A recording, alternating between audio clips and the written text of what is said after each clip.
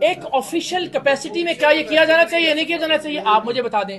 دوسرا جسے آپ ذاتی عمل کہہ رہے ہیں نا, میں آپ سے گزارش کرتا ہوں, لیڈر کا معاملہ ہے سارا ٹرسٹ کا, اعتماد اور اعتبار.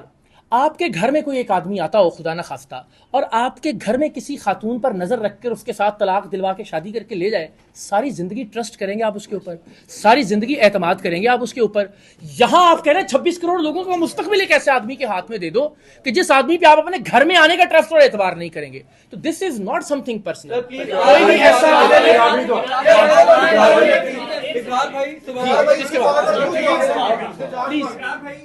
محسن نقوی صاحب کا بارہا بار اپنی ویڈیو کے اندر کوٹ کرنا کیا ہماری سرٹن بائسنس کو ظاہر نہیں کرتا, پہلی چیز. جی دوسری چیز یہ کہ ایک آفیشل جو کہ ایف آئی اے کا ملازم ہے, ہم اس کے ساتھ بات کر رہے ہیں, دیگر بھی, because you are now you have left A R Y, you are a public figure now in terms of politicians. Sir being a سیاستدان, ایک سیاسی تحریک کو چلانا اور اس طرح کا ایٹیٹیوڈ پورٹری کرنا, کیونکہ پاکستان تحریک انصاف کے جن کو ہم یوتھیے کہتے ہیں, آپ نے ایک ورڈ استعمال کیا یوتھیاپا, کیا یوتھیاپا جیسا ورڈ استعمال کرنا ایک ایسے باعزت انڈیویجول کو زیب دیتا ہے؟ آپ اعلی یوتھ بھی کہتے ہیں پیپل, کیونکہ نوجوان ہمیں دیکھتے ہیں, نوجوان ہم سے سیکھیں گے.